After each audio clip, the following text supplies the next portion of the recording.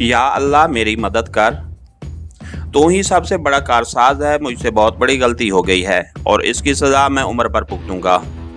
बस मेरी ज़ैनी मुझे माफ़ कर दे। अगर उसने माफ़ ना किया तो मैं मर जाऊंगा। प्लीज़ अल्लाह मियाँ मुझे माफ़ कर दे। वो जाए नमाज पर बैठा दोनों हाथ फैलाकर दुआ मांग रहा था। पूरा चेहरा आंसुओं से तर था। अब वो सजदे में गिरकर बच्चों की तरह रो रहा था।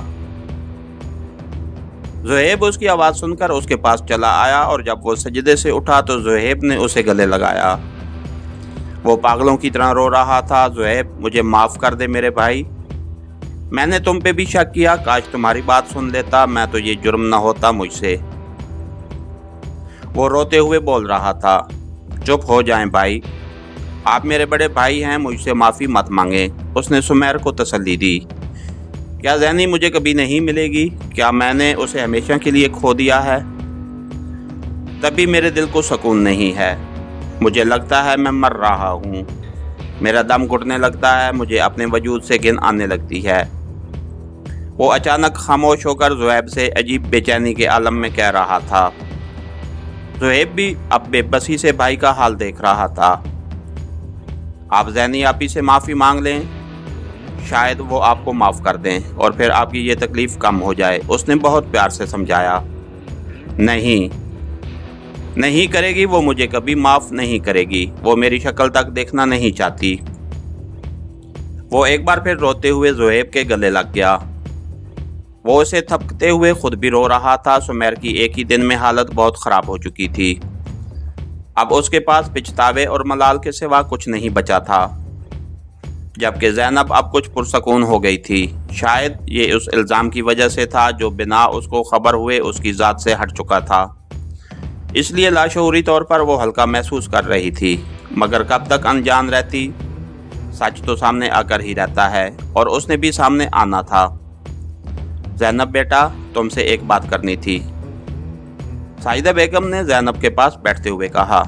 जी अम्मी, बताएं क्या बात है? उसने माँ की तरफ देखते हुए कहा। बेटा, वो तुम्हारे अबू चाहते हैं कि हम दूसरे शहर चले जाएं। पहले कॉलेज जाने वाली सिर्फ तुम थी, अब वो तीनों भी बड़े हो रहे हैं और तुमने यूनी भी तो शुरू करनी है। वो अपने असल मकसद को छुपाते हुए बात बना रही थी। अम्मी, मैं इतनी भी बच्ची नहीं हूँ। मुझे पता है आप लोग मेरी वजह से ये घर छोड़ना चाहते हैं। वो साजिदा बेगम के चेहरे के तसरात देखकर असल बात समझ गई थी। बेटा, हम खुद भी ऐसे बेहिस लोगों के बीच रहना नहीं चाहते जहाँ सबने अच्छाई का निकाब चढ़ा रखा हो। हाँ, वो सब ठीक है, लेकिन आप लोग अपने घर के बिना कैसे रहेंगे? उसे अम्मी अबू की फिक्र हो रही थी। आहिस्ता आहिस्ता आदत हो जाएगी। और वैसे भी मोबाइल की मुसलसल बजती रिंगटोन से उन्होंने बात अधूरी छोड़ दी और कॉल रिसीव की। दूसरी तरफ से बात सुनते ही वो ज़ैनब को इशारा करती बाहर चली गई। थोड़ी देर बाद वापस आई तो ज़ैनब वहीं बैठी थी। किसकी कॉल थी अम्मी? ज़ैनी ने पूछा। सिमरा की कॉल थी। बाजी शमशाद को हार्ट अटैक आया है, वो हॉस्पिटल में है।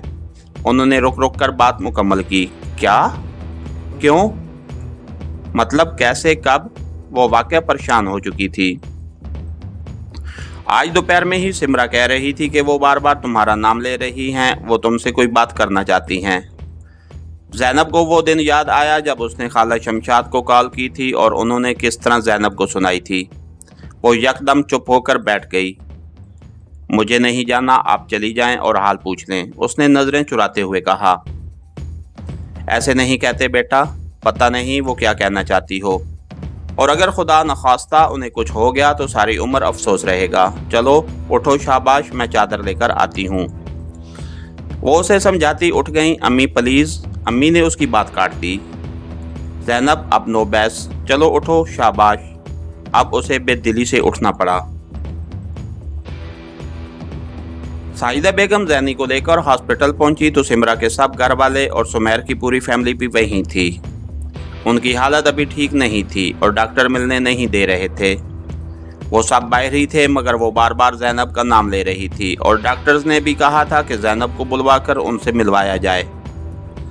उसकी वजह से सब लोग उनके पास कमरे में आ गए। खाला, ज़ैनब ने उनके हाथ पर अपना हाथ रखते हुए पुकारा।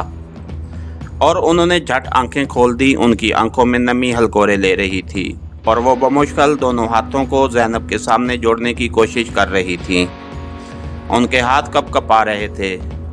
ज़ैनब, मुझे माफ़ कर दो, मैंने तुम पर बड़ा जुल्म किया। बेटा, मुझे माफ़ कर दो,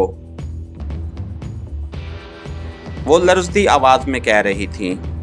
नहीं खाला, आप माफ़ी मत मांगें और ज़्यादा बात मत करें, डॉक्टर ने मना। खाला ने उसकी बात काट दी। नहीं, मुझे बोलने दो, मेरी वजह से सुमेर ने तुम्हारे ऊपर शक किया। शक के लफ्ज़ पर ज़ैनब की आंखें हैरत से खुल गईं। वो बेयकीनी से खाला की तरफ देख रही थी। तो क्या किसी शक की बिना पर सुमेर ने मुझसे नहीं, सिमरा से शादी की है? उसे मुझसे ज़्यादा किसी और की बात पर यकीन था। मैंने ही उसके दिल में तुम्हारे और ज़ुहैब के बारे में गलत बात डाली थी। मैंने उसे झूठ कहा कि तुम हॉस्पिटल उससे मिलने नहीं आई और उनके घर ही रही थी। ज़ैनब के साथ साथ सभी के मुंह और आंखें हैरत से खुली थीं, सिवाय सुमेर के जो नज़रें झुकाए खड़ा था। बोलो ना बेटा, क्या तुम मुझे माफ़ करोगी? उन्हें पता ही नहीं था कि उन्होंने खुद ही अपने मुंह से अपना जुर्म कबूल करके बेखबरों को भी खबर कर दी है।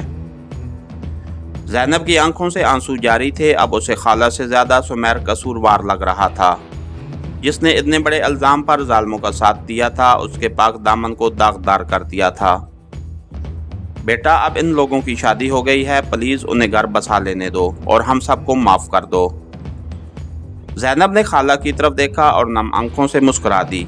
वो अब भी अपना ही मतलब निकालना चाहती थीं, इसलिए वो आंसू साफ करते हुए बोली, अरे खाला, आप मुझसे माफ़ी मांग रही हैं, लेकिन मैं तो आपकी शुक्रगुजार हूँ।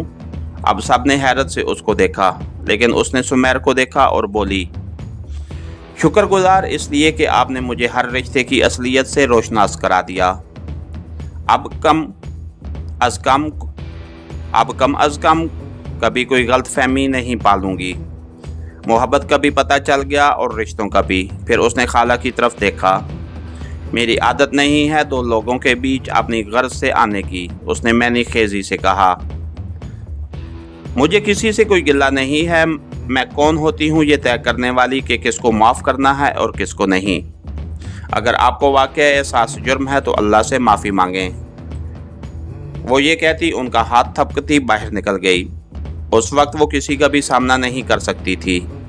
आंसू बह निकलने को बेताब थे और वो सबके सामने रोकर खुद को कमज़ोर साबित नहीं करना चाहती थी।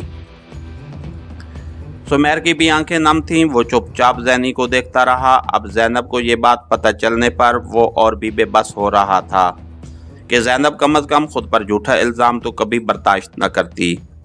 इसके साथ ही हमारी आज के एपिसोड का इख्तिताम हुआ। कहानीगर चैनल को लाइक कीजिए, सब्सक्राइब कीजिए और बेल आइकन को प्रेस कर दीजिए ताकि हर आने वाली नई वीडियो आप तक पर वक्त पहुंच सके। शुक्रिया।